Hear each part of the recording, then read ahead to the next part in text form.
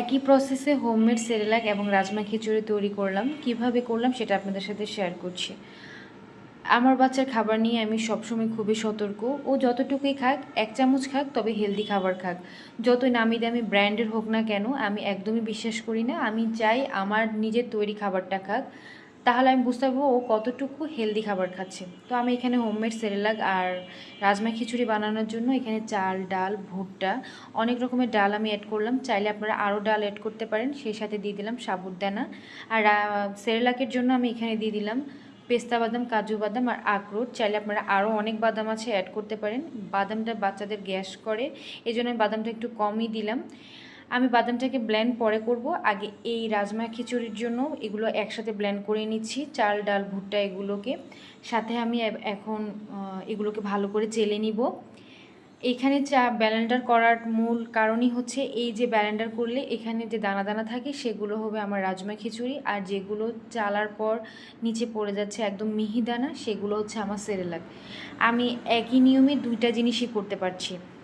এটাই হচ্ছে সবচেয়ে বড় সুবিধা। আমি যদি এটা বাইরের মেশিনে করাই তাহলে কিন্তু ওরা একদমই পেস্ট করে ফেলবে, সবগুলো শুধু সেরেলাক হবে, রাজমা খিচুড়িটা আমি পাবো না। বা যদি বলি আমি অর্ধেক ভাঙা করে দিতে, তাহলে শুধু রাজমা খিচুড়ি পাবো, সেরেলাকটা পাচ্ছি না। এই জন্য আমি বাসায় ব্লেন্ডারই করতে পছন্দ করি। আপনারাও চাইলে বাসায় ব্লেন্ডার করতে পারেন, একদম সেম এভাবেই। এই যে এটা রাজমা খিচুড়ির জন্য আমি পারফেক্ট করে ফেললাম। চাইলে আপনারা আর একটু দানা দানা রাখতে পারেন। আর সেই সাথে আমি বাদামটাকে পেস্ট করে এখানে দিয়ে দিলাম। আপনারা চাইলে আরও মিহি চাইলে অবশ্যই এটাকে আরেকবার চেলে নেবেন, তাহলে হবে। আর আমার বাচ্চা যেহেতু একটু বড়, তাই একটু দানা থাকলে কোনো সমস্যা নেই, আমি এটাকে আর চালবো না, এটাই আমার জন্য পারফেক্ট। এইভাবে অনেক দিন সংরক্ষণ করা যায়। আমি প্রায় মাসখানেকের মতন করে ফেলেছি। আপনারা চাইলে আরও বেশি করে রাখতে পারেন। এই সেরেলাকটা আমি তাল মিছলি দিয়ে রান্না করব, যেহেতু 2 বছর আগে বাচ্চাদের কোনো রকমের চিনি দেওয়া একদমই নিষেধ। আর হচ্ছে চাইলে অনেকজনে যদি 2 বছরের উপরের বাচ্চাদেরকে গরুর দুধ দিয়ে খাওয়াতে পারে, 2 বছর আগে গরুর দুধ দেওয়াটাও আসলে নিরাপদ না। আর এই খিচুড়িটা মানে রাজমা খিচুড়িটা আমি বিভিন্ন ধরনের সবজি বা মাছ মাংস দিয়ে রান্না করব। আর চাইলে এখানে আমি মশলাও অ্যাড করতে পারবো।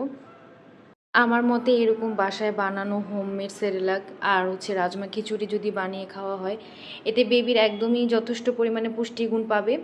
তার সাথে সাথে ও একদম হেলদি থাকবে। যতটুকুই খাক, একদম 1 চামচ খাক, তবে হেলদি খাবারটা পাবে, এটা একদম মারা নিশ্চিত থাকতে পারে।